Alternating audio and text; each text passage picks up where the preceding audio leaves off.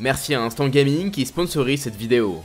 Instant Gaming est un site de clés en ligne où vous pouvez acheter des jeux moins chers. C'est le site que j'utilise afin d'avoir de grosses réductions. Actuellement, il y a un concours dans le lien dans la description où vous pouvez tenter de gagner le jeu de votre choix. Marquez juste votre jeu et cliquez sur participer. Allez, bon courage à tous et bonne vidéo. Si je vous demande d'évoquer un grand méchant de l'univers Marvel qui affronte régulièrement le Docteur Strange, vous risquez de répondre Dormammu, une entité démoniaque étrange qui vit dans une autre dimension. Entité supérieure capable d'innombrables prouesses, peu de personnages peuvent espérer sortir vivants et encore moins vainqueurs lors d'un affrontement. Si on prend le MCU, il est sans doute plus puissant que n'importe quel héros et vilain, et dans Marvel vs Capcom 3, c'est le personnage qui a le plus de statistiques globales du roster. S'ils avaient leur pouvoir canonique, il éclaterait tous les persos du jeu à lui seul, même Shumagorath qui est quand même un Cthulhu. Là je parle encore de la version gentille, il est encore plus fort dans sa propre dimension où vos chances sont quasi inexistantes. Mais alors si rien ne retenait Dormammu de venir s'en prendre à notre réalité, si personne n'était en mesure d'empêcher sa venue, que pourrions-nous faire pour tenter de l'arrêter? Eh bien ne comptez pas trop sur moi pour vous aider, déjà j'ai beau être surpuissant, bah j'ai quand même mes limites, et puis bon, je tiens quand même à passer mes derniers instants avec mes proches. Qu'est-ce que j'entends? Quoi? C'est trop défaitiste? Bon bah vous avez peut-être raison, bon bah si vous m'aidez, peut-être qu'on peut trouver des solutions. Mais avant cela, rappelons à tous qui est Dormammu, le maître de la dimension noire. Bon allez, c'est parti! Les origines de Dormammu ne sont pas très intéressantes, alors bah je vais faire court, désolé. Il s'agit d'un Faltine, un être de magie vivant avec ses semblables dans une dimension composée de magie et portant le même nom. Ambitieux, il fut banni après être devenu le magicien le plus puissant de son clan et parti se réfugier dans la dimension noire qui conquit sans problème et dont il devint le maître absolu. Du coup, même s'il en a l'apparence, qu'il est parfois considéré comme tel et qu'il est vraiment malveillant, Dormammu n'est pas proprement parlé un démon. Ces derniers sont même plutôt des rivaux auxquels il aime se frotter pour tenter d'accumuler plus de puissance. Son but est classique, accroître son pouvoir pour conquérir de nouvelles dimensions et augmenter la taille de son territoire en fusionnant celle-ci avec la sienne. Son origine et son ambition sans limite ont fait de lui le maître de la magie et l'être le plus puissant de son espèce. Si vous n'avez pas conscience de ce qu'est capable de faire le Docteur Strange, en particulier dans sa version classique, alors vous n'êtes pas prêt pour supporter l'étendue des pouvoirs de Dormammu. Tout d'abord, il est constitué exclusivement d'énergie magique, ce qui lui a permis de devenir le plus grand des sorciers après avoir obtenu une forme physique. Contrairement à d'autres personnages qui n'utilisent qu'une fraction de leur pouvoir dans une forme physique, celle-ci permet au magicien démoniaque de concentrer tout son pouvoir et d'agir pour en accumuler davantage encore. En tant qu'entité surpuissante constituée de magie, il est vénéré comme un dieu par d'innombrables peuples à travers d'innombrables réalités. A noter que son pouvoir est invocable et que même le Docteur Strange a eu recours à des incantations comportant son nom. Dormammu est d'ailleurs apparu d'abord en tant que simple nom avant de se dévoiler comme un personnage à part entière plus tard. On peut vraiment le considérer comme étant devenu une divinité par ses propres moyens, d'autant plus qu'il est considéré comme étant l'égal d'Odin. Son corps physique est complètement hors norme puisqu'il reste alimenté en permanence par la magie de l'entité,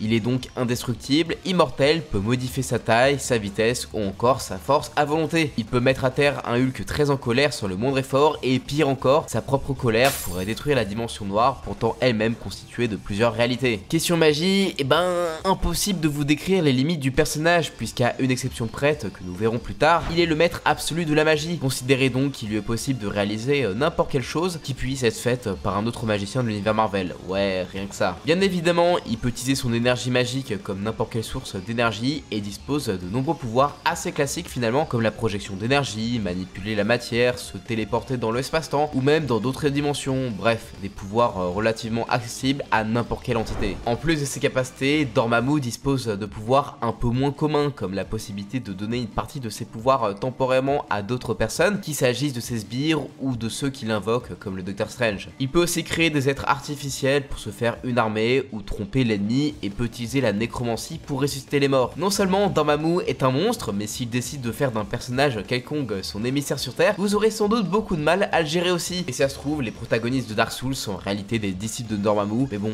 ça, gardez-le pour vous. Dans la dimension noire qu'il dirige, la situation est encore bien pire. Sa puissance augmente en permanence sans que cela ne soit quantifiable. En effet, les cultes qui lui sont voués par ses innombrables disciples dans chaque réalité viennent sans cesse le renforcer, à la manière de n'importe quel dieu finalement. De plus, il a un contrôle total sur cette dimension, ce qui fait qu'il pourra la modifier à sa guise pour vous exterminer, comme en vous écrasant entre des milliers de planètes sombres. Un peu comme quand Janemba envoie ces espèces de bonbons pour écraser Goku dans l'un des meilleurs films de la licence. Aussi puissant soit-il, et malgré le fait qu'il se rapproche de l'omniscience dans sa dimension, Dormammu n'est pas totalement infaillible, bien évidemment, et certaines faiblesses restent exploitables. Il s'agit d'un personnage très impatient et très arrogant qui, malgré son niveau d'existence, cédera facilement à des futilités comme la provocation. Aussi, le pouvoir des flammes Faltine n'est pas totalement sans limite. Plus il utilise sa magie, aussi considérable soit-elle, et plus il mettra de temps à la récupérer, ce qui veut dire qu'après un coup d'éclat, il faudra sans doute un long moment à Dormammu pour retenter quelque chose au même niveau de puissance. C'est pour ça que dans les comics Spider-Man par Straczynski, le Docteur Strange a pu l'affronter à armes égales. Il était bien affaibli après avoir ouvert un portail vers notre dimension. Ah, et aussi, bien qu'il peut voyager dans le temps, c'est un pouvoir qui l'épuise beaucoup et qui doit utiliser donc avec parcimonie. C'est à peu près tout, mais malheureusement, comme toutes les entités, son pouvoir est vraiment très inconstant. Il est difficile de savoir où elles se situent les unes par rapport aux autres. Alors vous le savez, j'aime pas trop cette phrase vu que je trouve ça un peu cliché, mais on va dire que ça dépend vraiment des histoires quoi. On a quand même pu le voir faire jeu égal avec Éternité, l'incarnation même de l'existence de toute chose dans le multivers, qui est finalement au-dessus d'Odin en termes de puissance, mais disons que c'est pas représentatif de ce dont il est capable la plupart du temps.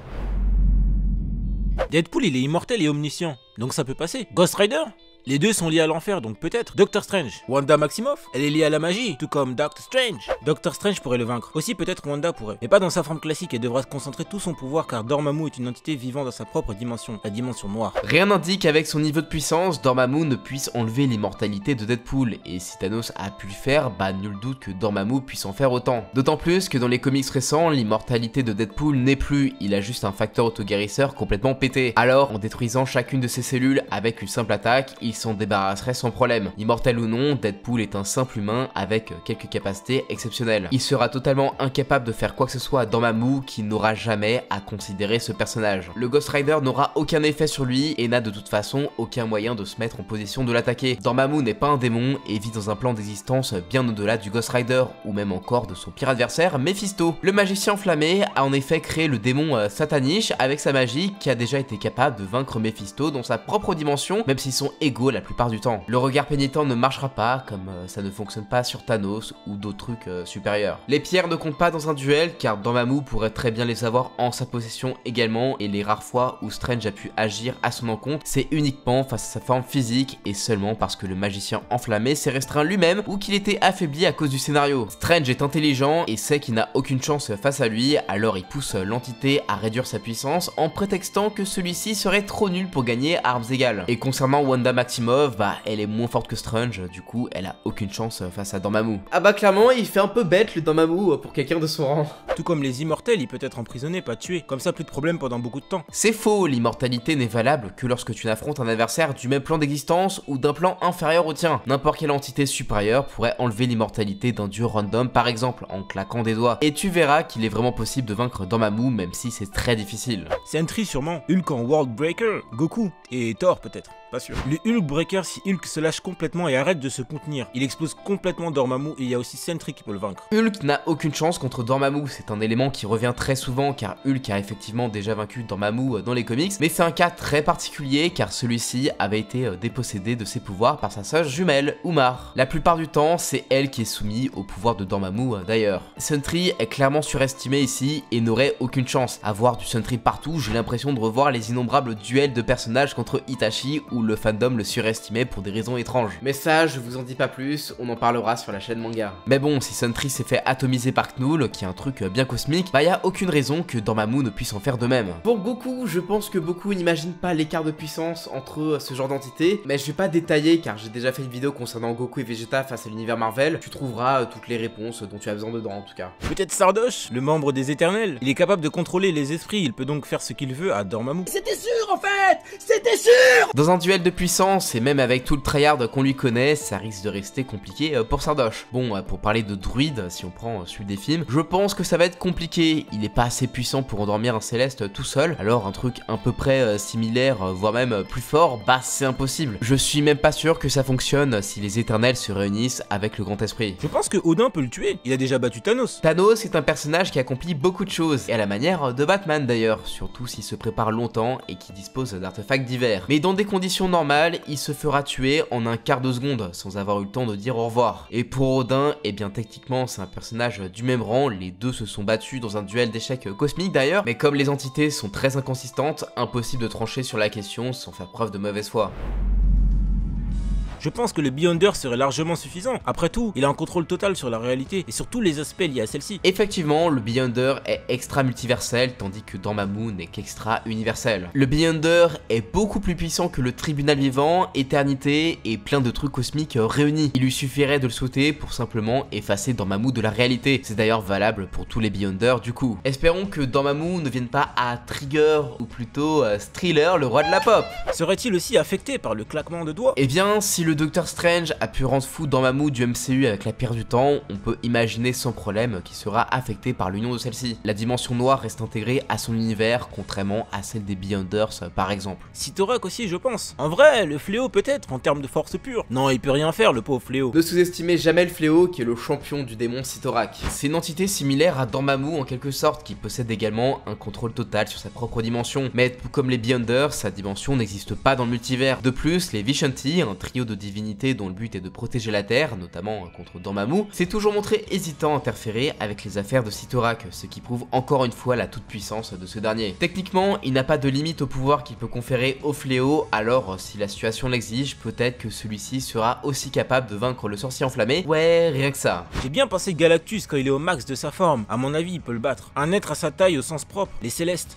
dont Galactus. Galactus peut sembler un choix étonnant à première vue, et pourtant, il a vaincu récemment dans les comics. Pire que ça, dans la propre dimension de Dormammu, alors que celui-ci voulait en faire son héros pour conquérir de nouveaux mondes. Toutefois, Galactus a un contrôle total sur l'énergie et montrera à Dormammu que la magie n'est qu'une science comme une autre, une trop complexe pour être comprise de la plupart. Mais pour lui, il s'agit d'une source d'énergie comme une autre qu'il peut manipuler et absorber à sa guise. Encore un power-up pour un personnage qui n'en avait pas vraiment besoin, on peut considérer Galactus comme le maître absolu de la magie. Je pense que le Docteur Doom version Beyonders peut le battre facilement. Aussi d'autres personnages comme les entités cosmiques peuvent le détruire. Si le Beyonder, qui est un jeune Beyonder, je le rappelle, est capable de vaincre Dormammu, alors le Docteur Fatalis, avec des pouvoirs condensés de toute cette race qu'il a lui-même annihilé, oui, sans aucun doute. Et on se lassera jamais de ce one-shot de Thanos qu'il trouvait trop bavard à son goût. Knull peut-être, c'est un peu un dieu vu qu'il a défoncé des Célestes et peut battre Thanos. Je vois bien Knull couper la tête d'un autre Céleste, mais en l'imaginant sous son meilleur jour quoi. Alors c'est très étonnant pour un personnage aussi récent, mais oui, Knull est bien plus puissant que Dormammu. Le père des symbiotes et le dieu des abysses est une force implacable, même pour des combattants les plus puissants de l'univers Marvel. Il faudrait le coincer dans une dimension parallèle avec la pierre de la réalité, ça passerait peut-être, ou bien avec l'aide de Mephisto, et ce n'est peut-être pas légit. Alors là c'est un point intéressant, car dans notre réalité cela fonctionnerait sans problème, mais dans sa dimension ça serait sans doute un match d'endurance. Parce que si vous pouvez modifier la réalité grâce à la pierre, Dormammu peut également le faire dans la dimension noire sans avoir besoin du monde artefact. J'imagine qu'entre un simple humain et une entité immortelle, Dormammu l'emporterait, mais quand même c'est bien essayé. Là comme ça je dirais un extincteur géant. Oh, mais je vois que j'ai affaire à une tête brûlée.